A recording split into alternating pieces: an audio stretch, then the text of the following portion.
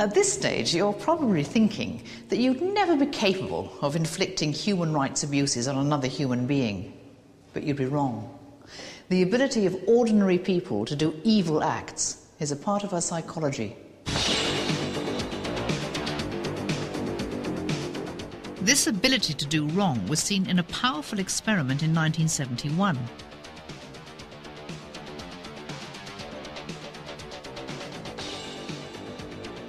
"24 ordinary 19-year-old student volunteers were arrested and imprisoned in the basement of Stanford University by Professor Philip Zimbardo. This is our Stanford prison. We replace office doors with these prison cell bars in each of 3 office rooms. Over here is solitary confinement, the hole, a tiny little closet where boys were put in, sometimes naked, sometimes in shorts, and either sat or stood up, sometimes for hours on end, for infringements of the rules. Over here is where they ate, on a small table, so they could be under the surveillance of the guards, and other inmates could be watching while students in the privileged cell ate and when they didn't. Simply by the roles they were asked to play, either prisoner or guard, Professor Zimbardo discovered that he could create his very own tyranny, and it took just 5 days. On day 1, these groups had everything in common. They were identical. It was just by a flip of the coin that they were guards or prisoners. Within a matter of a few days, there was nothing similar about them. And what you saw was the emergence of 2 classes of people, the all-powerful and the totally powerless. Prisoner 819 did a bad thing. Prisoner 819 did a bad thing. The brutality of the superior over the inferior group soon took hold. Remember, this was meant to be role play. What we're seeing is the final step on the road to tyranny. You can give me the blankets and sleep on the bare mattress, or you can keep your blankets and 416 will stay in another day. Now what would it be? What we saw was a gradual escalation of aggression, of hostility of the guards against the prisoner, which built each day over the successive days. Not only was it physical aggression, hitting the prisoners, there was verbal aggression, abusing them. They began to use the prisoners as their plaything, as their toys, having them engage in activities which were of a sexual nature.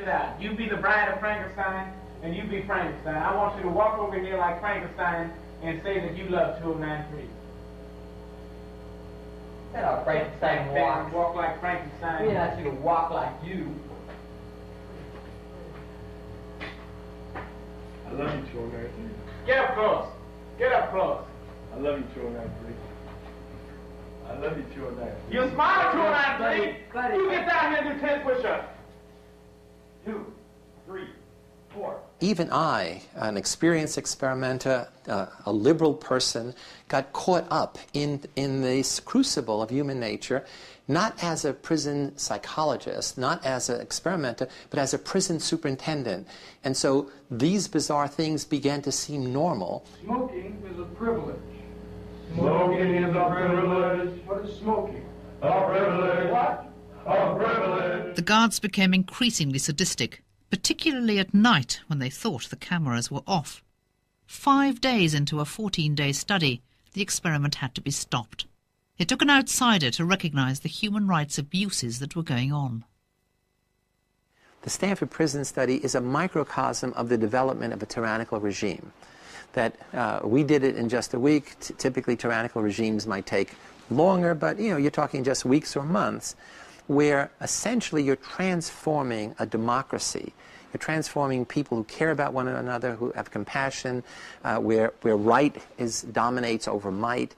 And you're changing all of those values. You're getting people to suspend their morality, to gradually begin to blindly obey authority, to comply with rules that don't fit their basic values or beliefs, and to begin to conform, to begin to behave as a unit, as the communists, as the Nazis, as the fascists, to take on this group identity, which then dominates all of their thinking. Thank you, 416. These are the behaviours that culminate in our step 5, extermination, or the terrible euphemism, ethnic cleansing. It's been a terrifying journey. But the human behaviour that allows us to commit such atrocities is the very same behaviour that can lead to supreme personal sacrifice. And the power of the group can be used for good as well as bad.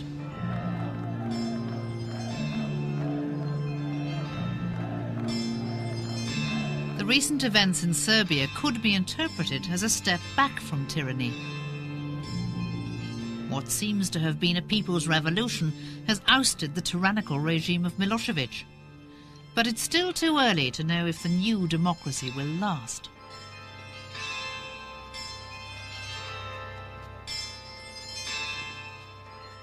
I believe the people in the Balkans are just like us.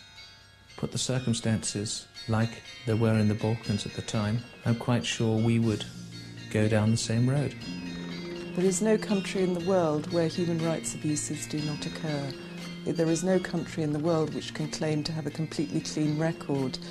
And the best countries are those which open themselves up the most to scrutiny and allow people to express their dissent and their opposition to anything the government may be doing. For me, the bottom line message is that we could be led to do evil deeds. And what that means is to become sensitive to the conditions under which ordinary people can do these evil deeds, what we have been demonstrating throughout this program, and to take a position of resisting tyranny at the very first signs of its existence.